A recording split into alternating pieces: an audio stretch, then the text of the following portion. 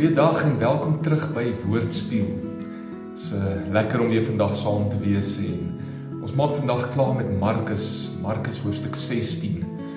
Net om jou weer te herinner waarmee ons besig is. Ons is besig om in die woord van God in te kyk en onsself bloot te stel aan Jesus Christus in die woord en te vertrou dat die opgestaande lewende Jesus met ons sal werk deur die Heilige Gees wanneer ons hierdie gedeeltes lees en iets van homself in ons vorm.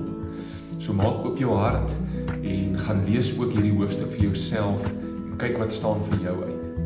Vandag in Markus hoofstuk 16 kyk ek na vers 3 en 4 wat sê: Op pad soontoe het hulle nog onder mekaar gewonder wie die klip voor die ingang van die graf vir hulle sou wegrol. Maar toe hulle daar aankom en opkyk, sien hulle dat die klip, dit was 'n baie groot een, reeds weggerol was. Hierdie is vir my so mooi, die vrouens wat Jesus se liggaam wil gaan salf en ordentlik gaan balsem na sy kruisiging, loop na die graf toe, dis vroeg die sondagoggend en hulle wonder, baie prakties, hoe gaan hulle in die graf kom? Hoe gaan hulle by Jesus se liggaam uitkom? Want hierdie groot klip is in die pad. Wie gaan hierdie klip vir hulle wegrol? Miskien het hulle gehoop die soldate sal dit doen, maar hulle wonder. En dit is 'n logiese bekommernis, want hulle as twee vrouens sal nie die klip kan wegrol nie. Maar hulle laat nie toe dat dit hulle stop nie. Hulle gaan na die graf toe en daar gekom sien hulle dat dit waaroor hulle bekommerd was reeds uit die weg uitgeruim is. En hulle kon doen wat God wou gehad het hulle moes doen en wat hulle beplan het om te doen. Ek is ook baie keer maar tipies bekommerd oor iets wat ek weet 'n probleem kan wees en wat in my gedagtes definitief 'n probleem gaan wees. Logies, praktiese bekommernisse. Goed wat ek weet ek nie sal kan hanteer of uitsorteer of vermag in my eie krag nie. En dit kan baie keer veroorsaak dat ek gaan stilstaan, dat ek dalk ophou doen wat ek moet doen, dat ek slaaplose nagte het.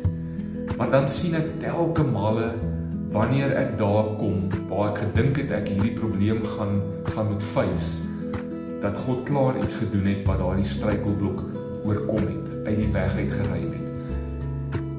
En ek moet net aanhou vorentoe beweeg na dit wat ek weet God my voorroep, waar ek weet Jesus Christus is. En dis die les wat ek hier uitleer, dat God sal die onmoontlike doen. Ek moet soms net opdaag. Ek moet net, soos wat Jesus gesê het in Johannes hoofstuk 6, ek moet my nie bekommer oor goeders wat ek nie iets aan kan doen nie.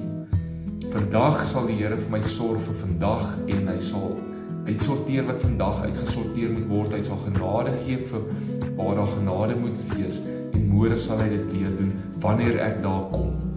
So kom ons hou op bekommerd en worry oor dit wat nog in die toekoms lê.